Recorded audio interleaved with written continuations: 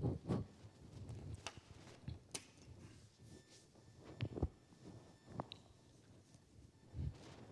الله الرحمن الرحيم الحمد لله رب العالمين وصلى الله وسلم وبارك على عبده ورسوله نبينا وإمامنا محمد وعلى آله وصحبه أجمعين ما بعد السلام عليكم ورحمة الله وبركاته. Today or tonight بإذن ta'ala we will move forward after we have successfully walhamdulillah we have successfully introduced, studied, and discussed in brief the 7 most prolific narrators of hadith from the companions and the 6 imams of the mother books of hadith, al-mukthirun al-sab'ah and a'immat ashab al-kutub al-sittah. Walillahi alhamdu minna. And that is a good pace, it's an accomplishment for all of us. Now, bi'idhnillahi ta'ala, we will move forward by the permission of Allah, the Mighty and the Most High. We will discuss a new Imam tonight, and this Imam tonight and the following Imams, by Allah's permission, will not be a part of a specific, defined class. Mukthirun al-sab'ah, wahid ila sab'ah, ashab kutub al-sittah, muhaddad. As far as these imams bi'idhnillahi ta'ala, then of course lahum tabaqat, of course طبعا hum fi tabaqat, walakin it will be a little different, inshallah ta'ala. It'll be a little different. So before we move forward with the imam that I have tonight, whose name I will not mention yet, we have with us Sunan al-Nasa'i, like we brought Bukhari, Muslim, Abu Dawood, Tirmidhi, Naam, and Sunan Ibn Majah. An-Nasa'i and Ibn Majah, I believe the last 2 books that we did not read, actually reading from the books. Bi'idhnillahi ta'ala. All right. Man lil qira al-yawm. Who's going to read for us? Bismillah. Jazakallahu khairan. You want me to pick or you just open it up? Okay. Bismillah. Tfaddal. Jazakallahu khairan. Barakallahu feek. Everybody listen carefully, please.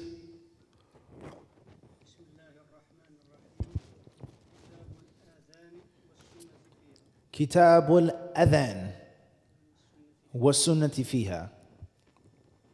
حدثنا أبو عبيد محمد بن عبيد بن ميمون المدني ثنا محمد بن سلمة الحراني حدثنا هو اختصار.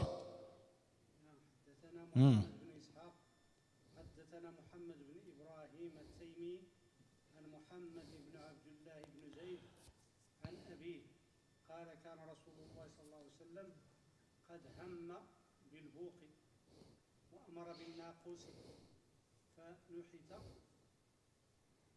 فأري عبد الله بن زيد في المنام قال رأيت رجلا عليه ثوبان أخضران يحمل ناقوسا فقلت له يا عبد الله تبيع الناقوس قال وما تصنع به قلت أنادي به إلى الصلاة قال أفلا أدلك على خير من ذلك قلت وما هو قال تقول الله أكبر الله أكبر الله أكبر الله أكبر أشهد أن لا إله إلا الله أشهد أن لا إله إلا الله أشهد أن محمدا رسول الله أشهد أن محمدا رسول الله حي على الصلاة حي على الصلاة حي على الفلاح حي على الفلاح الله أكبر لا إله إلا الله قال فخرج عبد الله بن زيد حتى أتى رسول الله صلى الله عليه الصلاة والسلام أخبره بما رأى قال يا رسول الله رأيت رجلا عليه ثوبان أخضران يحمل ناقوسا فقلت عليه الخبر فقص عليه الخبر فقال رسول الله عليه الصلاة والسلام إن صاحبكم قد رأى رؤيا فاخرج مع بلال إلى المسجد فألقها عليه فألقها عليه وينادي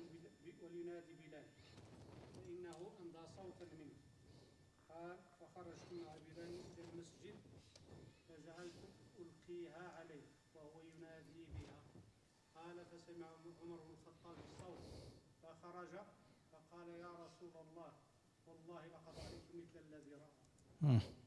قال أبو عبيد أخبرني أبو بكر الحكمي أن عبد الله بن زيد الأنصاري قال في ذلك أحمد الله ذي الجلال وذي الإكرام حمدا على الآذان كثيرا إذ أتاني به البشير من الله فأكرم به لدي بشيرا في ليال وإلى بهن ثلاث عندما جاء زادني توقيرا. Jazakallah khairan. Really quickly, can I search on this? It's okay? Okay. Do we have Arabic? Can I switch the language? Is there Arabic on this laptop? No? Okay, let's see if we can do it in English. I had a better idea.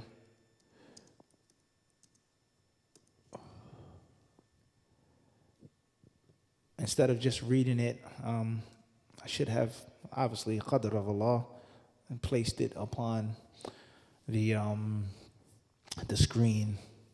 And obviously they have different sites, but I want this specific PDF. Alhamdulillah, at the end of the day. All right, really quick, or quickly. Kitab al-Muqaddimah. Whatever that's supposed to be, Kitab al-Muqaddimah. كتاب الأذان بالقصر لأن كذا قلت آذان جمع أذن. طيب جزاكم الله خيرا. Okay, so this is the first hadith that we read, and there's a random hadith that we read. Our reader, Jazakallah khairan, he read from a book which is called Kitabul Adhani was Sunnati Fiha, the book of the Adhan and the Sunnah regarding it. And then we have Bab Bad'il Adhan, how the Adhan began. And perhaps we'll read this in English, a tremendous hadith, which I'm sure you're all familiar with, how the Adhan started. And obviously this isn't the topic of our discussion tonight, but it's important to understand the seerah is that the 5 mandatory prayers were sent down where? Where was the legislation of the 5 mandatory prayers? Where? In paradise, would you say? In heavens. Isra Mi'raj. Anybody else? ما أحد تنبه للسؤال. أنا قلت أين نزلت فريضة الصلوات الخمس؟ السؤال من أصله إيش؟ خاطئ. السؤال من أصله إيش؟ ما نزل أصلا. أنت انتبهت ولا لا؟ وإنما عرج به فشرعت هناك ولم ينزل إيش؟ شيء. The 5 daily prayers were never sent down. They were legislated, as was mentioned, during the night of the Isra and Mi'raj. A trick question. Hajj was sent down. Naam? Everybody clear on this? Ramadan was what? Sent down. The legislation. Shahru Ramadan alladhi unzila fihi al-Quran. Right? Hijrah. But the 5 daily prayers were legislated when the Messenger of Allah ascended to heavens. All right, so we're done with the trick question. When was this? When were the 5 daily prayers legislated? At what point of the seerah? What year? Kam?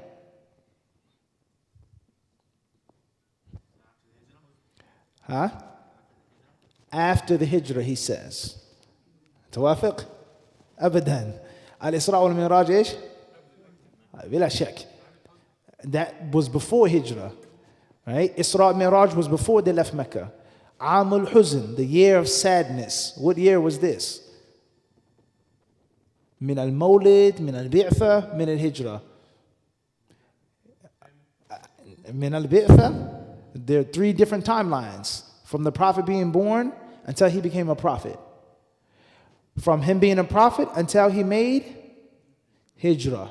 3 different scales. Year 1 to year 40, for example. From birth until 20, 25, he traveled to Syria, he married Khadija, etc., etc., etc. And then from when the Prophet was mab'uth, iqra, ya ayyuha al-muddathir, ya ayyuha al-muzammil, him becoming a prophet and a messenger until he left Mecca. And then from the time in which he arrived in Medina until the end of his life, alayhi salatu wasalam. Everybody clear on this? You guys with me or not? So therefore, Isra Mi'raj for sure was before Hijrah. And obviously, Isra wal Mi'raj was after he was a prophet and a messenger. So what timeline are we using out of the 3? Which one? Just give me the number. The second, thank you. The second timeline. Not from birth until pre-prophethood, nor prophethood to Hijrah, but prophethood before Hijrah. So the second scale. So what year, how many years did he remain a prophet before going to Mecca? 13. So that is where we're investigating which out of these 13 years was Isra and Mi'raj. What year? He said the year of sadness. Does that make it easy for us or sadder? More difficult? When is the Am al-Huzn? What year? What number? He says 8. Abu Hatim says 8. You agree? 8. So that, what do you say? He says there were no years that time. It's even more difficult now. All right, let's make things easy. How long did the Muslims make the 5 daily prayers in Mecca? He says 3 years. So if they made the 5 daily prayers, انتبهوا الصلوات الخمس المفروضة ولم نقل الصلاة الصلاة موجودة كائنة معروفة لكن الصلوات الخمس في أوقاتها وهيئاتها سؤال محدد. When did the Muslims make 5 daily prayers in Mecca? For how long? He says 3 years. So that would mean the Isra and Mi'raj had to happen in the what year? 10th, based off of what you're saying. And they remained in Mecca for 3 years, making the 5 daily prayers. And then when they made Hijrah, they left Mecca, they went to Medina, they continued to do what? Make those 5 daily prayers. The how, the rulings, the wudu, the ghusl, the this, the that, all of that came when? Everybody clear on this? And from that is what? The adhan. When they got to Medina, were they making prayers or not? They were. Whether we get the year or not, because we still haven't given the answer. But for sure, when they got to Medina, the very first day of Hijrah, the Muslims were making what? 5. Dhuhr, Asr, Maghrib, Isha, Fajr. For sure. But how did they pray? Was there adhan? Allahu Akbar, Allahu Akbar, Allahu Akbar, Allahu Akbar. Was there a fire? Was there a drum? Was there a horn? How did they know when it was time to pray, and how did they congregate? كيف تجمعوا للصلاة؟ هل شرع الأذان أول الهجرة? That's what this hadith in this chapter is speaking on, how the adhan was legislated. And it states here, the Messenger of Allah, we can hit the lights really briefly, please. Really briefly, this isn't our class, huh? Abdurrahim, this isn't our class. This is just an exercise. This isn't a biography. We're taking all the lights off, inshallah. We don't need them. We don't need those. All right, Jazakumullah khairan. So, everyone please listen carefully. Who's our reader? Mahd, go ahead. It was narrated.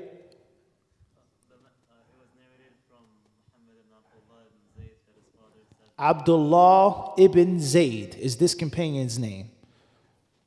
The Messenger of Allah was thinking of a horn, and he commanded that a bell be made, and it was done. Then Abdullah ibn Zayd The Messenger of Allah was thinking of a horn, meaning to call to the prayer. Blowing a horn, make an announcement. Hey guys, it's time for dhuhr. Come and congregate and let's pray right now. And he commanded that a bell be made instead of a horn, ringing a bell. And then all of a sudden, this Sahabi, Abdullah bin Zayd, he said, Zayd had a dream. He said, I saw a man wearing two green garments. He wearing two green garments. Is green a special color in Islam? Is there a virtue behind green? This carpet isn't green. Many masjids you go to, the carpet is green. Right? The dome upon the Prophet ﷺ's tomb is green. I'm of this country, from this group, I wear a green turban. Is green a special color? Does green have a merit? What's important is, alayhi thawbani akhdarani. He was wearing two green garments in the dream. What did he see in his dream? I saw a man wearing two green garments carrying a bell. I said to him, O slave of Allah, will you sell the bell? Ya Abdullahi, atabi'u naqus? Are you selling it? He said, What will you do with it? I said, I will call the people to prayer. He said, shall I not tell you of something better? let me give you something better than a horn or a bell or a fire. Let me give you a better idea for bringing the Muslims to prayer. I said, what is it? He said, say Allahu Akbar, Allahu Akbar, Allahu Akbar, Allahu Akbar. Ashhadu an la ilaha illallah, Ashhadu an la ilaha illallah. To the point in which he says, the adhan, Abdullah bin Zayd went out. Abdullah ibn Zayd went out and came to the Messenger of Allah and told him what he had seen. He said, O Messenger of Allah, I saw a man wearing two green garments carrying a bell. And he told him the story. The Messenger of Allah said, your companion has had a dream. Go out with Bilal to the mosque and teach it to him, for he has a louder voice than you. Abdullah bin Zayd saw the dream, but he wasn't the first mu'adhin. Rather, the job was given to Bilal radiallahu anhu, فَإِنَّهُ أَنْدَى صَوْتًا مِنْكَ. His voice is louder, is deeper, it's better. He's more suited for the adhan than you are. In another narration it says, فَإِنَّهَا رُؤْيَا حَقٍّ inshallah. It's a true dream that you have seen, a true vision. Allah has given you a true dream. Tayyib. Umar ibn Khattab heard the voice and came out saying, O Messenger of Allah, by Allah, I saw the same dream as him. Hassan Abu Dawud, Abu Ubaid said, Abu Bakr al-Hakami told me that Abdullah bin Zayd. to the end of the narration. Umar saw the same thing, but Abdullah bin Zayd beat him to the punch. And this should show us, فَاسْتَبِقُوا khairat. Never hesitate.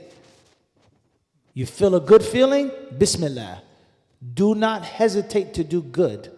Evil, I'm unsure, then you hesitate. Think about it. Think about it well. But giving sadaqah, someone asks you for money, Bismillah. Don't think, oh, can I afford it? Is it? Bismillah. Fadal. Never hesitate for good. So Abdullah ibn Zayd, he got the virtue because he went to the Prophet first. And Umar saw the same dream. All right, so this is just one example of Sunan ibn Majah, just one example. His book is Murattab al-Kutub and is Mubawwab. And the fiqh is in the kitab and the bab. And the alaqa wal-munasaba بين الحديث وبين الباب لابد أن تكون. ما المناسبة بين بدء الأذان وهذا الحديث الذي ساقه الحافظ ابن ماجه رحمه الله تعالى. All right, طيب, جزاكم الله خيرا. Let's read one more hadith, please, inshallah. من أي مكان.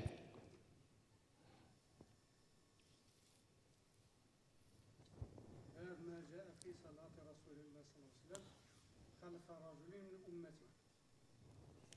حدثنا محمد بن المثنى حدثنا ابن أبي عدي. طيب, معلش, F1. Let's move forward. من أجل الوقت. جزاكم الله خيرا. Okay, who's our next volunteer for An-Nasa'i? Who's our next volunteer, inshallah? Anybody? Why you guys scared? It's easy. Bismillah. Jazakumullah khairan. The book is not going to bite you, I promise. Shukran. Okay.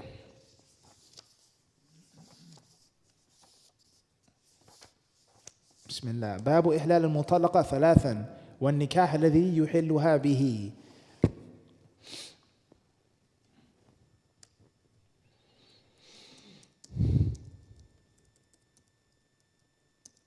باب إحلال المطلقة ثلاثا والنكاح الذي يحلها به.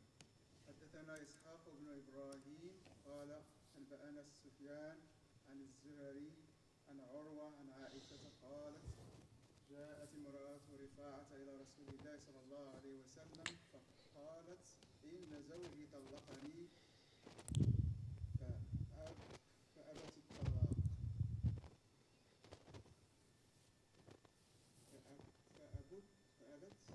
فأبت الطلاق. أبت طلاقي وإني تزوجت بعده عبد الرحمن بن الزبير وما معه إلا مثل هدبة الثوب فضحك رسول الله عليه الصلاة والسلام. وقال لعلك تريدين أن ترجعي إلى رفاعة لا حتى يذوق عيلتك عسيلتك. لا حتى يذوق عسيلتك وتذوقي عسيلته. أخبرنا محمد بن المثنى قال حدثنا يحيى قال حدثني عبيد الله قال حدثني القاسم عن عائشة أن رجلا طلق امرأته ثلاثا فتزوجت زوجا فطلقها قبل أن يمسها فسئل رسول الله صلى الله عليه وسلم أتحل للأول فقال لا حتى يذوق عسيلتها كما ذاق الأول. جزاك الله خيرا. Shukran. The barakah of the book is going to be unmatched. The barakah of the book is unmatched. No matter what electronic, virtual, scanned, nothing is like the what?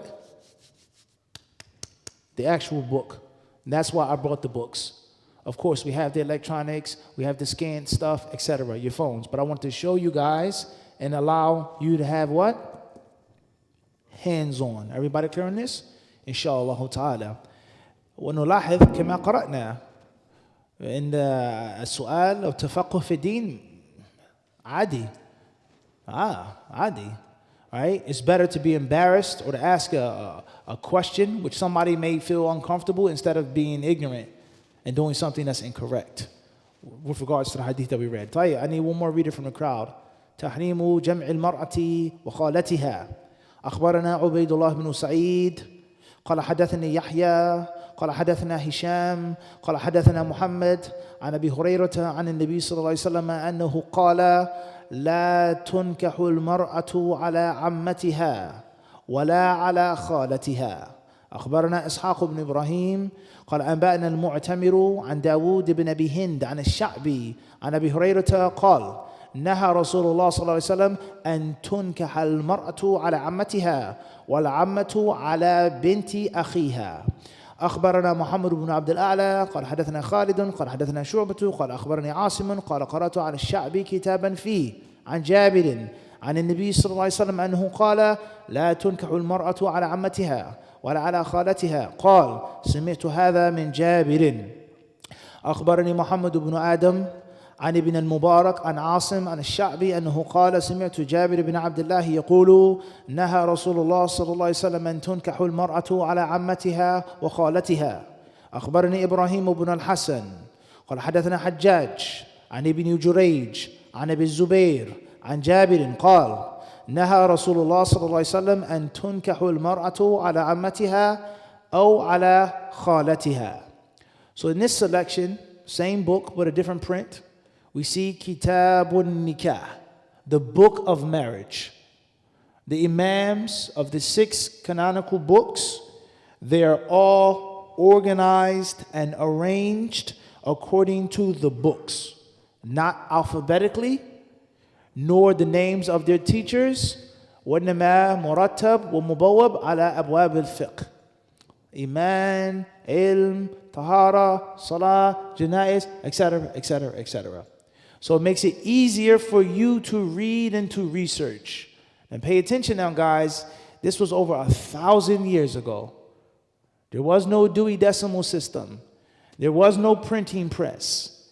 There was no Cambridge and Oxford, so on and so forth. The Muslims, for sure, were mentally and intellectually advanced, light years upon the other nations. Light years, specifically the people of Hadith. Over 1,000 years ago, 1,200 years ago, 1,300 years ago, they had memorized, recorded, organized, arranged thousands and thousands and thousands of names and chains and this and that. Data. Way before there was a thing called data.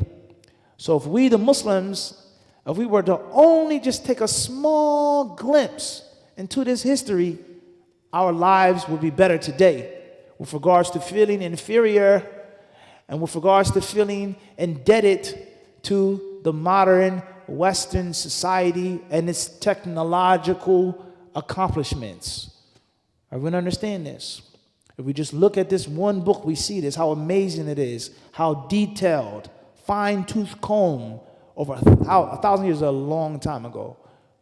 You read about 200 years ago, American history, Revolutionary War, Civil War, that's history, it's old, right? Imagine 1,000 years ago, right? So in Nasa'i, rahimahullah ta'ala, he says, Kitabun Nikah, and then he has a chapter, and this chapter says, this is a random place, Tahrim al-Jam'i bayn al-mar'ati wa khalatiha, the impermissibility of being married to a woman and her aunt at the same time. Meaning, speaking on the rulings of polygyny or polygamy. You're allowed to marry this woman. You cannot be married to her and her aunt. As far as if you were divorced, you separated, or she died, and then later on you wanted to marry her aunt, that's lawful. But they cannot be co-wives. Everybody clear on this? And then in Nasa'i, rahimahullah, just like Ibn Majah, he gives the chain of narration, his teacher, أخبرنا عبيد الله ibn Sa'id. That's the name of Nasa'i's teacher, Abdullah ibn Sa'id, or Ubaydullah ibn Sa'id, excuse me. And this hadith goes back to Abu Hurairah, who said that the Messenger of Allah sallallahu alaihi wasallam said, لا تنكح المرأة على عمتها ولا على خالتها. A woman cannot be married along with her maternal or paternal aunt. All right? And then he mentioned several hadiths, mukarrara, repeated hadiths, بأسانيد مختلفة, متابعات, اختلاف الرواة في الألفاظ وألفاظ الأداء, اختلاف المتون. He mentions the different versions of this hadith over and over again. And the next chapter says, باب ما يحرم من الرضاع. What woman becomes unlawful for you to marry, or man becomes unlawful for a woman to marry because of suckling, being a foster brother or foster sister from breast milk. The breast milk is obviously caused by the man. You cannot marry this person because when you were younger, you and her shared the same breast milk. This woman was a nurse to you when you were a baby and to her. You guys are grown. You aren't related. She's not your sister. She's not your aunt. You cannot marry her. Al-Muhim, we're not here to discuss the fiqh in detail. We're not here to talk about this ruling in detail. But I'm getting to show you is that reading these books of hadith sharpens your mind. And you learn fiqh and the rulings just from what? Just from reading. Everybody clear on this? Just from reading the chapters and the books. Khairan, inshallah. Jazakumullah khairan. Let's move forward tonight with our guy. Who can take a guess who we're going to talk about tonight?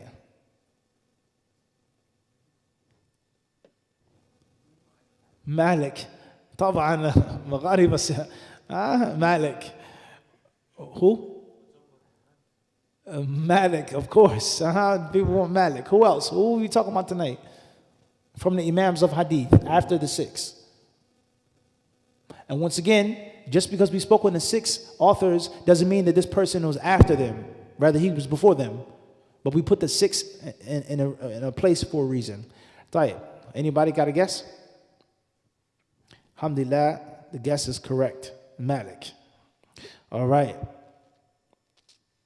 Who's our reader? And before we read this, the name of the book that we're reading from tonight is an extremely special book. A book that every single student of knowledge is supposed to have in his library and read from, which is called Siyaru A'lam An-Nubala. Tasnif Al-Imam Shamsuddin Muhammad ibn Ahmad ibn Uthman Al-Dhahabi Al-Mutawaffa Sanat 748 lil-Hijrah.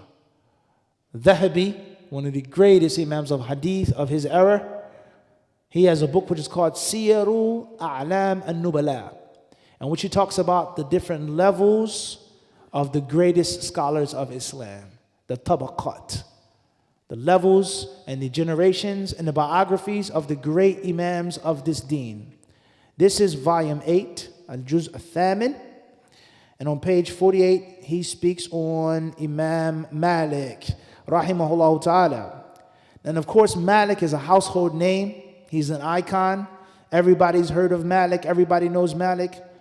But in most cases, what is Malik most famous for?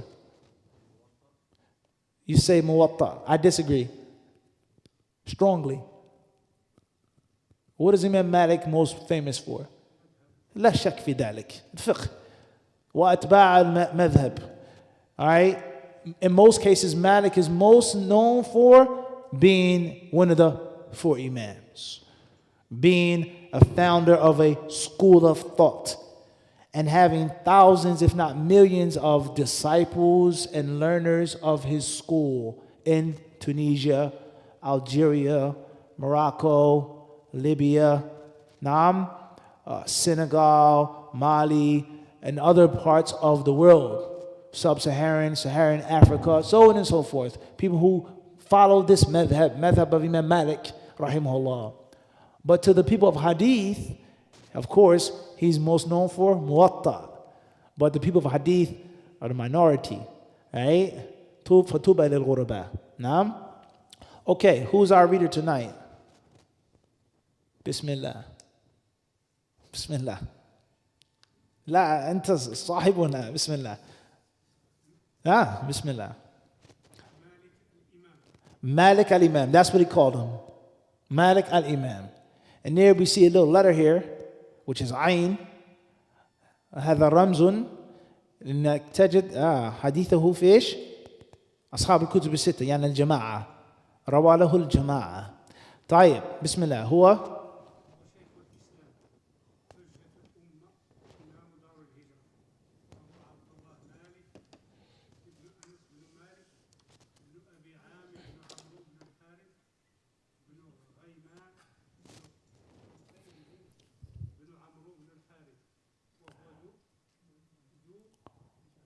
أصبح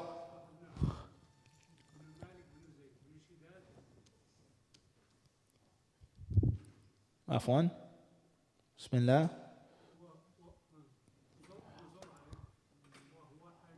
حمير الأصغر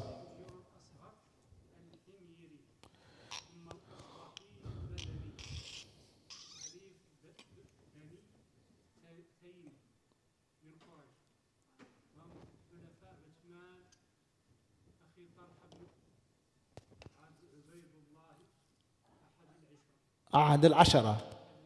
طيب جزاكم الله خيرا. So first and foremost, Malik. He gives him his respect, the titles that he deserves. He is Shaykh al-Islam. And obviously that's a title that only a few scholars have among thousands of scholars. And perhaps that's the highest, one of the highest titles, Shaykh al-Islam. Like Amir al-Mu'mineen fil Hadith. He is the Shaykh of Islam. Hujjatul Ummah. Imam Dar al-Hijrah, the Imam of Medina, Abu Abdullah, his kunya, Malik, the son of Anas, the son of Malik, the son of Abu Amir, to the end of his genealogy, And then the author of Dhahbi, he discusses some deeper details of Malik's genealogy, his family tree, his ancestry, where he comes from, what tribe or clan he's associated with. And it goes back to an ancient Arabian tribe, Banu Himyar. And where are the Himyaris? Anybody know? Abu Hatim, Sahib Tarikh. Aina Banu Himyar? Al-Yemen. MashaAllah. Good. Perfect. Then he is Al-Asbahi. All right? What is that lineage? Asbah. Is that a clan? Is that a tribe? Is that a city? Al-Madani. Living in Medina, dying in Medina, residing in Medina. Halif Bani Taym min Quraysh. How his lineage further down the line meets up its joint with Quraysh. One of his great-great-great-great-great-grandfathers was an ally of Quraysh. And then Hasalat al-Nisbah. All right? And then he says that he is related deeper down the line to Talha ibn Ubaidillah, one of the 10 companions, promised Jannah. All right. Faddal. Wa ummuhu?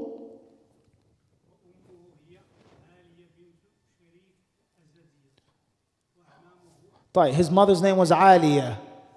Aliyah. That was his mother's name, the daughter of Sharik. Her lineage, her tribe, her clan is different. قال وقد روى الزهري عن والده أنس وعميه أويس وأبي سهيل وقال مولى التيميين وروى أبو أويس عبد الله. He discusses more of his lineage. Az-Zuhri, who is Az-Zuhri? We should know who Az-Zuhri is. He narrated from his father, Anas, and his two uncles, Uwais and Abu Suhail. طيب, and he talks about how وكان أبوه من كبار علماء التابعين وأخذ عن عثمان وطائفة. He came from a family of knowledge. His father, his grandfather, he was from good stock. مولد مالك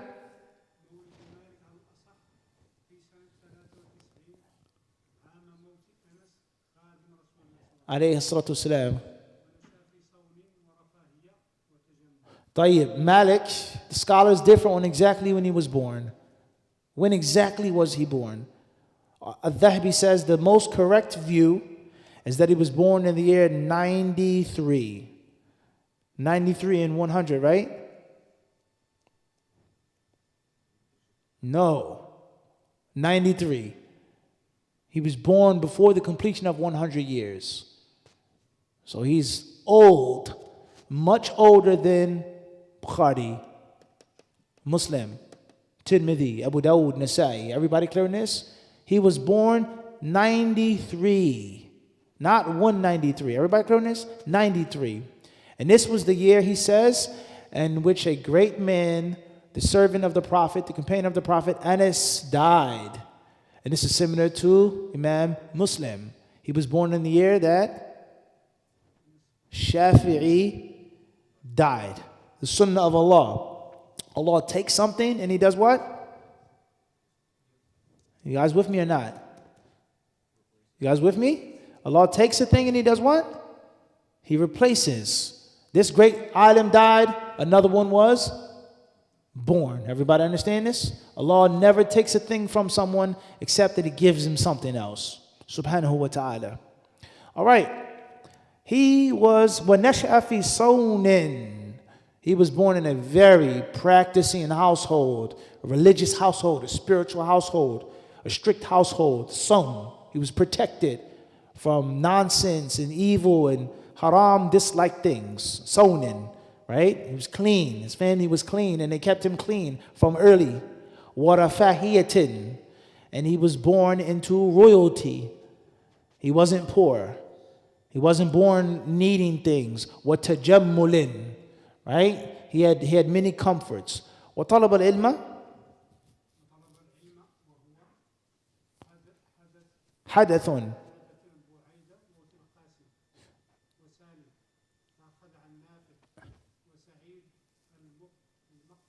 المقبري.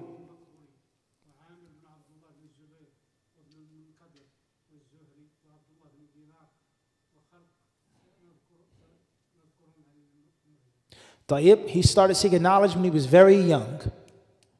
He began his career with hadith. He was very young boy. He wasn't old at all. And these are some of the scholars that he had learned from. Nafi', Sa'id al-Maqburi, Zuhri, etc. Then he mentions many more of his teachers here. How many of his shuyukh in Muwatta. Let's move forward. All right? Countless different scholars. Those whom he learned from, those whom he heard from. قال وفي الموطأ.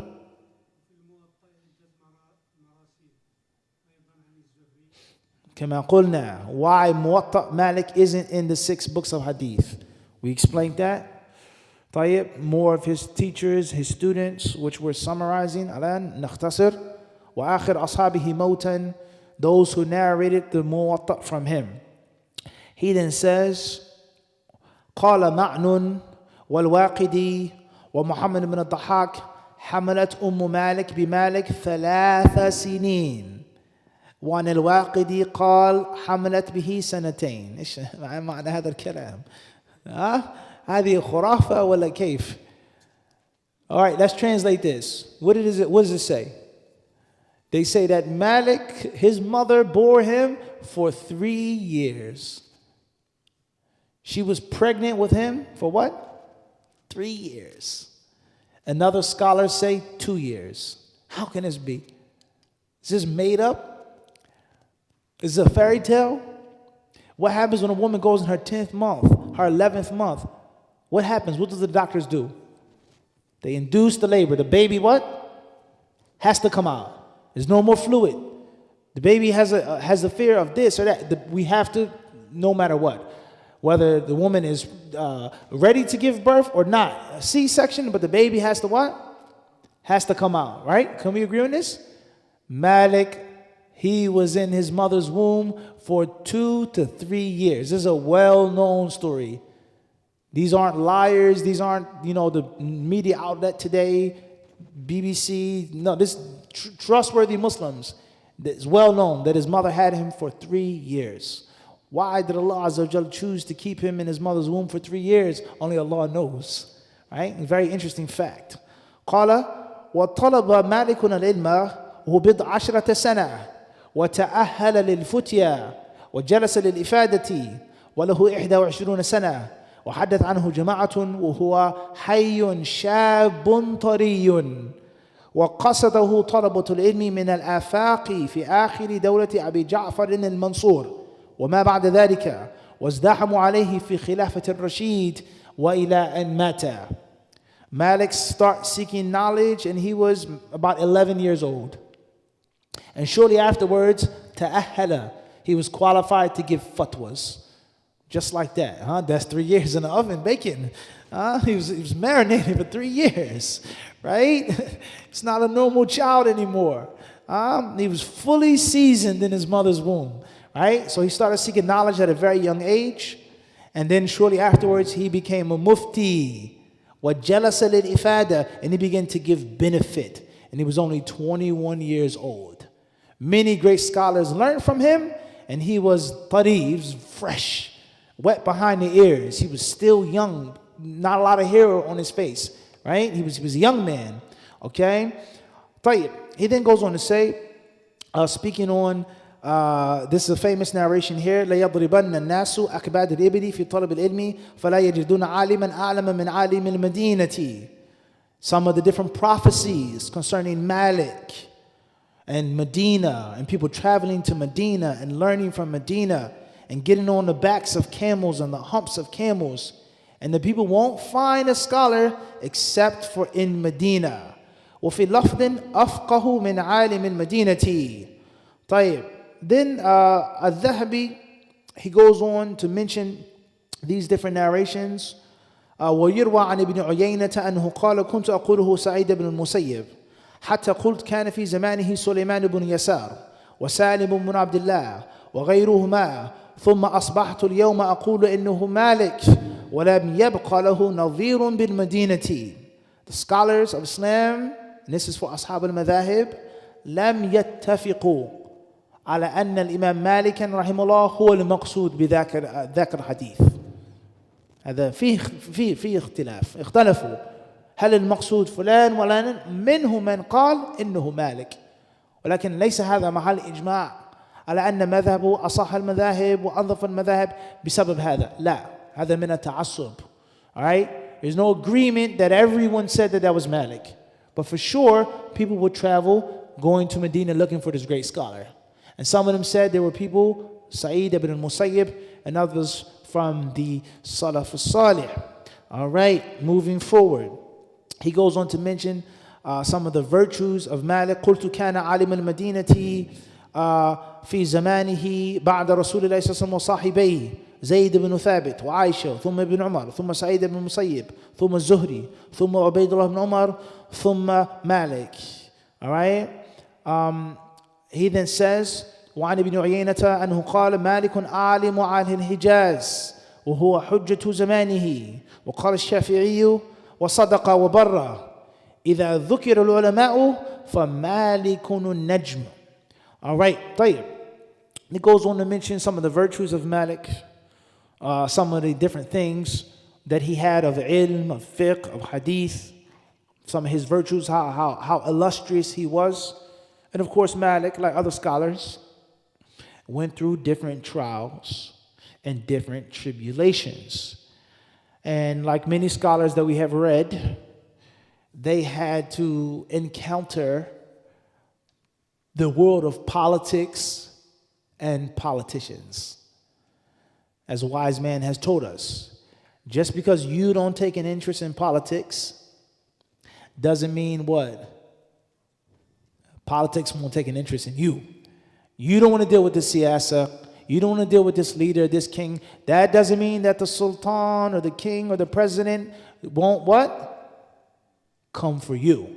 Who's this guy that I keep hearing about? Malik. Everybody's traveling to meet this guy. Who's this Malik guy? Summon him.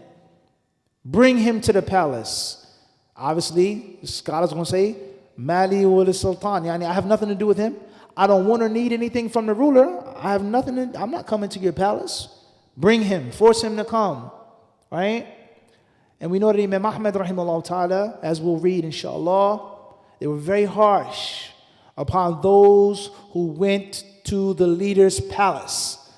من كان يدخل على السلطان لا أنه أخذ منهم جائزة أخذ منهم دخل عليه إذا رأوا محدثا يدخل على السلطان خلاص.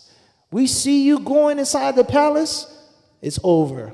Everybody understand what I'm trying to say? Because the danger of politics and politicians, and how politicians, illa man rahimallah, except for the people whom Allah is merciful upon, they only care about politics. Lying, stealing, killing, cheating, all of those things, مسائل يعني أن هذه الوسائل تبرر يعني خلاص. These are all legal means. Killing people, torturing people, political goals. No different than today. So if a scholar was seen going to the ruler's palace, many scholars would boycott him. They would leave him alone. Because if he's going into the palace, in most cases, the sultan isn't allowing him to leave empty-handed. He's giving him some gold, some silver, some lands, some titles, some property. And unfortunately, the political leader, he isn't bound by taqwa. He's bound by politics. So tell me the hadith which will establish my reign. Or give me a narration which will give the rule to my sons. Or tell me a hadith about this, and I can kill this one, and I can torture this one. La malish. What do you mean? What do you mean you can't tell me? I'm the ruler. What do you mean you can't give me? You understand the problem? It's no different than organized crime. One of the rules of the Sicilian mafia was never, ever to be seen with the police. Not talking to the police, not speaking with the police. You are never to be seen with them. If you're a mafia member and we see you next to a man of the law, class, he's an informant. He's talking, no doubt. Maybe he didn't talk. Maybe we saw him with the police sitting having a cup of coffee. Can't be trusted because it's that slippery. Everyone understand this? You are to be seen with that person because your world and their world are supposed to be what? Two different worlds. Alim, Zahid, Taqi, pious, righteous scholar isn't supposed to have anything to do with this palace. Silk and marble and this and that. Nah, because corruption comes. Corruption comes through wealth and through fame. All right? So that's a long story with regards to Imam Malik, rahimahullah ta'ala. Some of the statements of Malik, he says, Al-Hasan ibn Abdul Aziz al-Jarawi قال حدثنا عبد الله بن يوسف عن خلف بن عمر أنه سمع مالكا يقول ما أجبت في الفتوى حتى سألت من هو أعلم مني هل تراني موضعا لذلك سألت ربيعة وسألت يحيى بن سعيد فأمراني بذلك فقلت فلو نهوك قال كنت أنتهي ولا ينبغي للرجل أن يبذل نفسه حتى يسأل من هو أعلم منه. Asking people who are more knowledgeable than you. Not speaking until you ask someone who has greater knowledge than you. This is from the legacy of Imam Malik. And he didn't speak until his teachers allowed him to speak. Then of course, where did Imam Malik go? Where did Imam Malik travel? Anybody know? Where did Imam Malik go? We read Bukhari went here, Tirmidhi went there, Muslim went there. Malik didn't travel. And the reason why he didn't travel is because he believed that he had everything that he needed in Medina. And obviously his madhab, Amal Ahl al-Medina, that's a long discussion, how he would take from the people of Medina and look towards what the people of Medina would look what they would do. طيب. فضل بسم الله اقرأ. وكان مجلسه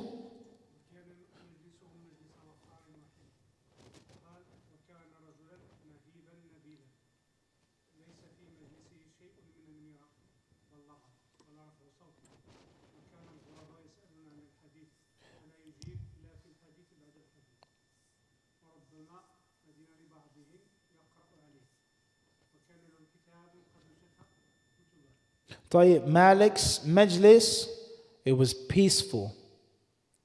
There weren't people arguing, fighting, raising their voices, but it was serene, calm. It was quiet.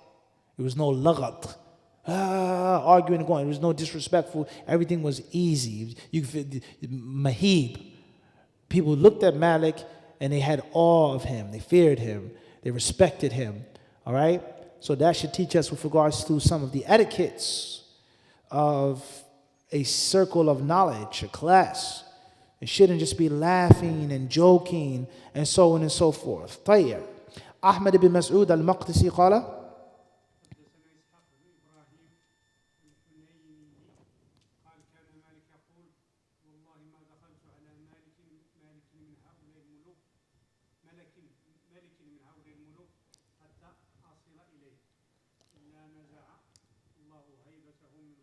Allahu Akbar.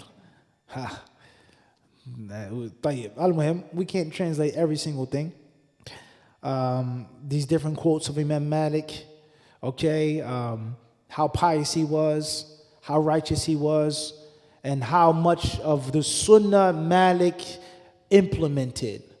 And obviously that's هذا مأسف أن أكثر من ينتسب إليه وإلى مذهبه يكون أبعد الناس عن اتباع السنة والتمسك بها. Most people today, not all, but most who claim to be Maliki, follow Malik, you find them from the furthest people from the Sunnah, the furthest people from Hadith, in the way of the people of Hadith. If you tell them something, you give them something directly from the Hadith, they will say, I'm Maliki. And these people don't understand that their Imam was hardcore, stringent upon the Sunnah and the Hadith, and he wouldn't go past it. And Imam Malik, he made the famous statement, As-sunnatu kasafinati Nuh. Man rakibaha naja, wa man tanakaba anha ghariqa. He says the Sunnah is like Noah's Ark. You ride it, you reach salvation. You stay away from this boat, you will drown. And Imam Malik's famous statement, Ma minna illa radun wa mardudun illa sahib hadha al-qabr, alayhi salatu wasalam. Every one of us is going to say something which is okay, or say something which is going to be rejected. Everybody, except for the one in this grave, pointing to the Prophet ﷺ. Where are the people who say they're Malikis today from that statement? Ma minna. Everybody's statement is accepted or rejected, one way or another. There's no person who's exempt. Everything he says is correct and sound and golden. The fanaticism and the bigotry that has entered upon the people today. Allahul Musta'an. Jazakumullah khair. All right. Before we stop, let's run through an English article here on Wikipedia. Malik ibn Anas. Who's our volunteer?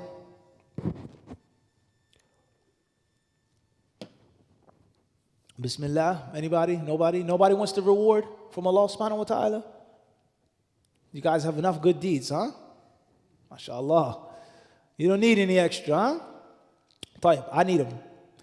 Malik ibn Anas. Ibn Malik, Ibn Abi Amir, Ibn Amir, Ibn al-Harith, Ibn Ghayman, Ibn Khuthaym, Ibn Amr, Ibn al-Harith, al-Asbahi. It says al-Humyari, هكذا, the Himyari, al-Madani.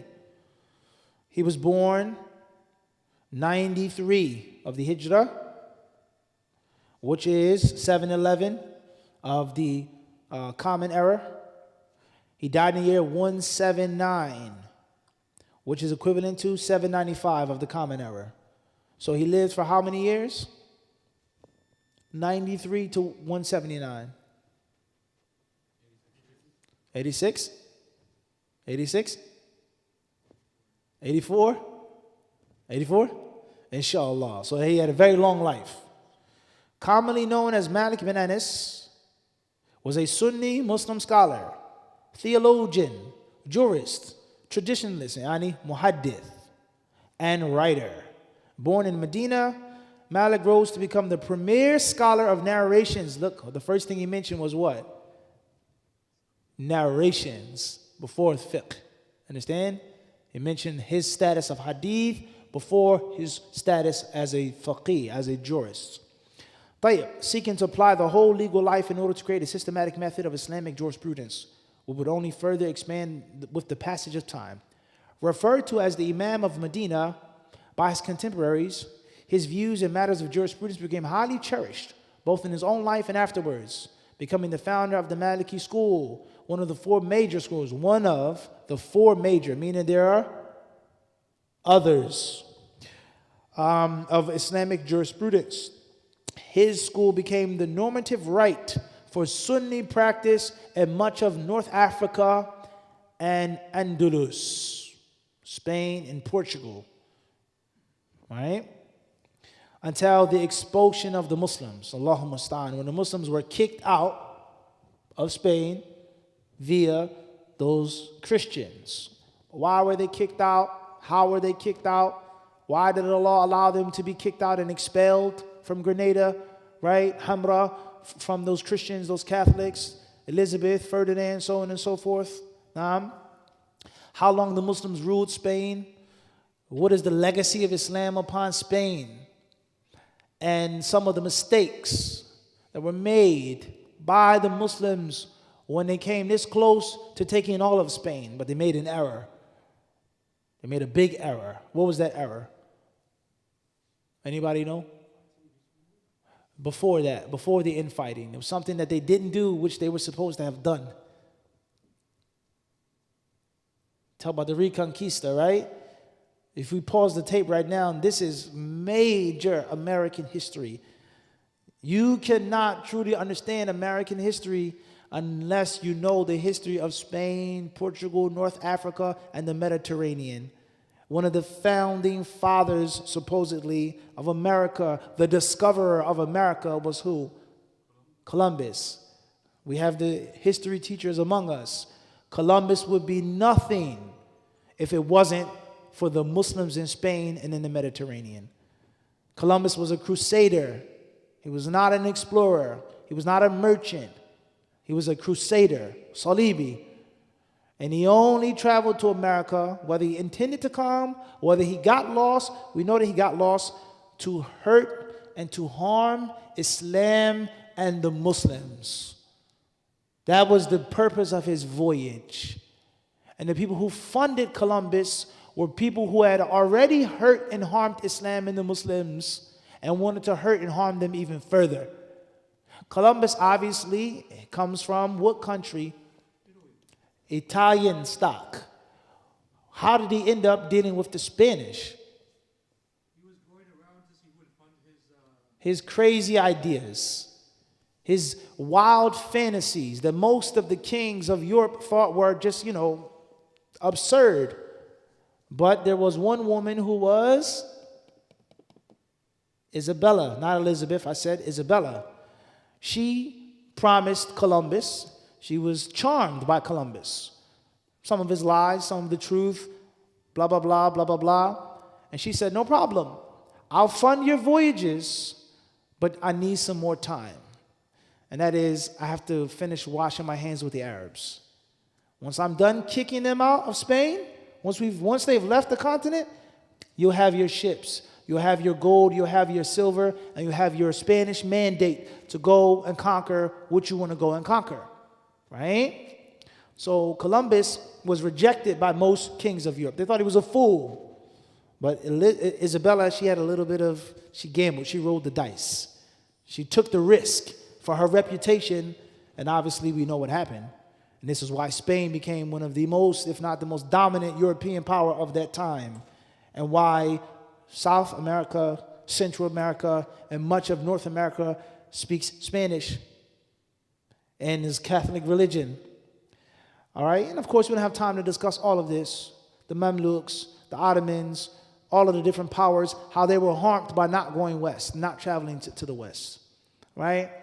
What's important is you'd be shocked at some of the different things you'll find in the history of this country that were based off of Catholics from Castile and other parts of Spain wanting to eradicate Muslims and Arabs, right? And from that is Columbus, right? And North Africa and Spain, all right? Khalas. No more history lessons, huh? Al-Kalam yutul fi hada. It's a very long discussion, but an important one. That's the moral of the story. It's a very important discussion. Tayyib, perhaps Malik's most famous accomplishment in the annals of Islamic history is, however, his compilation of the Muwatta. One of the oldest, not the oldest, but one of the oldest and most revered Sunni Hadith collections and one of the earliest surviving Muslim law books, in which Malik attempted to give a survey of law and justice, ritual and practice of the religion according to the consensus of Islam in Medina, according to the Sunnah usual in Medina. There's another reason why Malik's book is not in Kutub al-Sittah, because Malik's book is more geared towards legal fiqh corpus versus canon of hadith and riwayah. Everybody understand that? Right, moving forward. Many things they mention in his article, which is a very beneficial article, when he was born. Originally, the Asbahi tribe of Yemen, his great-grandfather Abu Amir relocated the family to Medina after converting to Islam. So his forefathers weren't Muslim, according to this article, right? You can't be a real Muslim unless you're born Muslim. Have you heard this before? You can't be a sincere Muslim unless you're born Muslim. You can't be a scholar unless you're born Muslim, right? That wasn't the mindset of his ancestors. Golden chain of narration, views, theology, the aqidah of Malik. سئل عن الاستواء فقال الاستواء معلوم والكيف مجهول والإيمان به واجب والسؤال عنه بدعة وما أراك إلا رجل سوء فأمر فأخرج من المسجد. They asked him, how is Allah above the throne? Malik said, istiwa is well known in the Arabic language. It's known what it means. وَالْكَيْفُ مَجْهُولٌ. How is Allah above the throne? Something that we don't know as humans, and we can never ever know. Believing in it is mandatory. Asking about how is an innovation, and you're evil. Get out. And he got the man thrown out of the masjid. Right? And there are many other statements of Imam Malik's aqidah and his ittiba'. So those who say they're Malikis, they quote Maliki madhab, ish aqidatuhum. What aqidah do they have? They have a system of aqidah that Imam Malik, and I'll say this with full confidence, perhaps he would have vomited if he heard what the people say. This is their aqidah and they call themselves Malik. He probably would have spit up. What? This? A'udhu billah. So following these Imams, if you want to follow them 100%. And from the most important things to follow them, وَاتَّبَعْتُ مِلَّةَ آبَائِي مَا تَعْبُدُونَ مِن بَعْدِي. You following someone upon the aqidah, the correct creed. And Malik, no doubt about it, was upon the creed of the athar, of Ahlul Hadith. He wasn't into this theoretical, philosophical interpretation. He wasn't with none of that nonsense. That nonsense didn't exist the way it existed afterwards. Tayyib, ethics, so on and so forth. Knowing the limits of knowledge. He says the shield of an alim is I don't know. If he neglects it, he will receive a mortal blow. Man fatathu Allahu a'lam usiba maqatiluhu. Man fatathu Allahu a'lam usiba maqatiluhu. If the scholar doesn't know how to say I don't know, Allah knows, he'll be killed. You'll say something about Allah subhanahu wa ta'ala which is incorrect. So this is a very beautiful article here. You guys can read, find more English sources with regards to Malik ibn Anas. And of course, that's the point of me bringing this article to show you what is available in English. Not just Arabic, but also what's English. Tayyib, khairin, inshallah. We'll stop here tonight.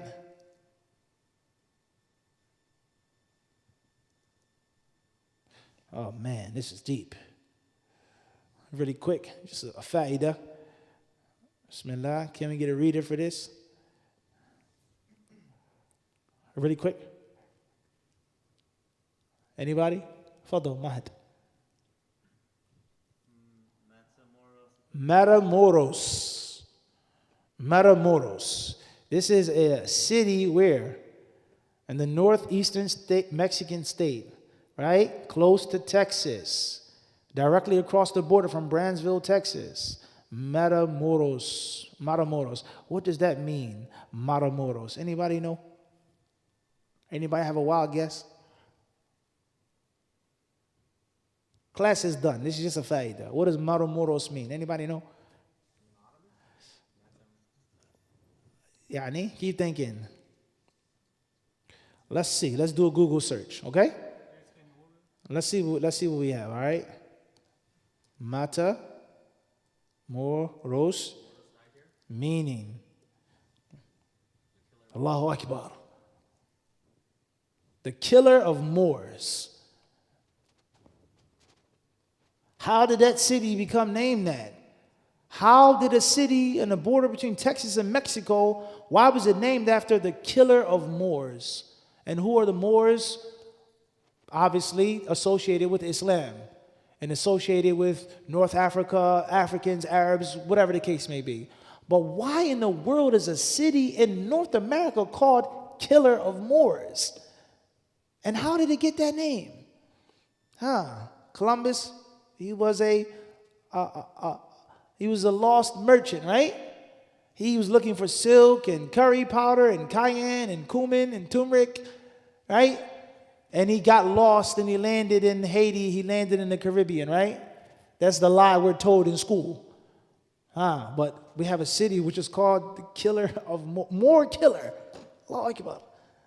How you name a city after that? Like, what? Do you know any cities like that in the world named after that? Viking Killer, Frank Killer, Jew Killer, Moor Killer. That's the name of the city.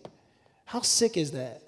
But the sicker part about that is, why is it called that? That's the homework assignment for everybody, huh?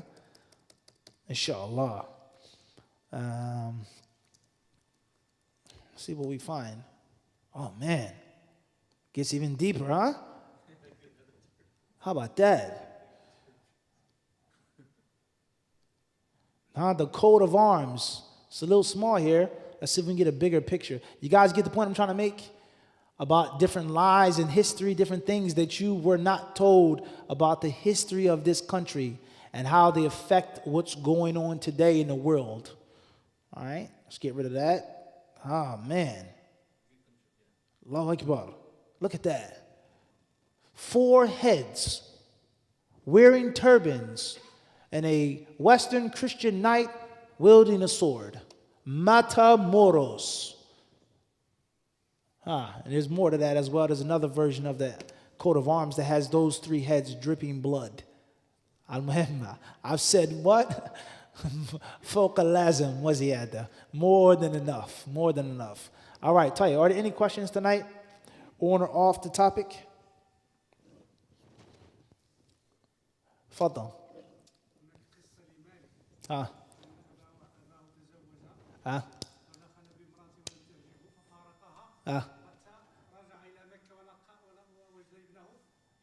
الله الله أكبر جميل جميل جدا. طيب, any other questions or benefits? We'll stop. تفضل.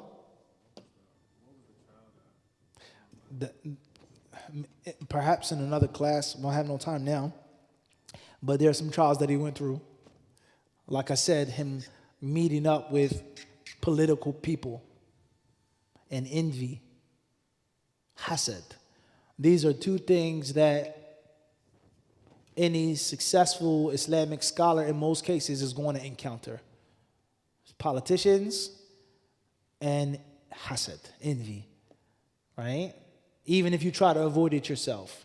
And this is important for today's lesson or modern times of, if you're scared of getting scratched, then just stay home. Somebody's going to come and cross paths with you, even if you're not a troublemaker and you don't want to get into trouble. But if you excel at anything, success is going to bring hate. That's the moral of the story. Any success is going to bring competition. in any aspect of life, deen or dunya, halal or haram. Whatever you're into and you're good at it, you're talented, you're devoted, and you excel, somebody's going to be upset with you.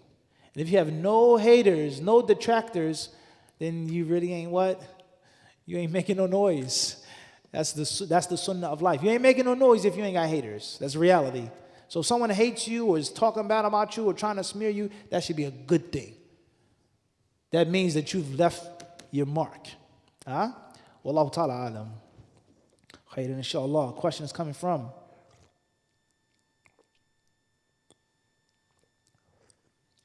initials AA, Toronto, Canada. Sheikh, were the Muslims in Mexico at that time called Moors? Tahir. Were the Muslims in Mexico at that time called Moors? Were there Muslims in Mexico at that time? Was Mexico conquered by the Spanish and the Portuguese at the time of Columbus? No? So I'm not going to answer the question specifically. That's a long discussion concerning the history of South, Central, and North America and Columbus. Who was the first person from the old world to reach the new world? Was it Columbus? Was it Leif Erikson? Was it the Chinese, the Vikings, Mansa Musa, so on and so forth? There's a long discussion on who came here first from the older world, right? What's important is, in brief, one of the reasons why that city is called that, I'm not going to give you all of the answer because I want you to be a little intrigued to research yourself, is that the people from the old world, they came to the new world with the intention of harming and hurting Islam and the Muslims. But at the same time, and this is a recurring thing in history, oftentimes you become obsessed with your enemy and you don't even realize it. You claim to hate someone so much, you end up falling in love with them. And that is exactly what happened to the Spanish and the Portuguese. Rather, many historians say they themselves were Arabs and Moors, their lineage, but they didn't want to accept it. They rejected it. 700 years, there's going to be some what?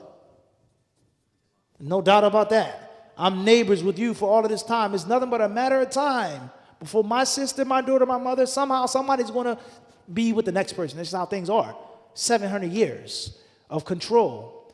So them hating their past, hating those who had conquered them, and then stealing and taking and borrowing the way of the Muslims, and then Christianizing and Catholicizing it in the New World. That's the foundation of America. It's the foundation of America. So when people talk about Muslims being terrorists and extremists and barbaric, etc., etc., etc., they're all ignorant hypocrites who don't know their American history enough, or they do know, but they choose to give you a sanitized version of that history. And that city, Matamoros, is just one what? Small example that what you're told in the news or in the school textbook isn't actually what it is. Wallahu ta'ala alam. Tayyib. Question, Tayyib. Khairan, inshallah. We'll stop here tonight. Jazakumullah khairan. Assalamu alaikum wa rahmatullahi wa barakatuh.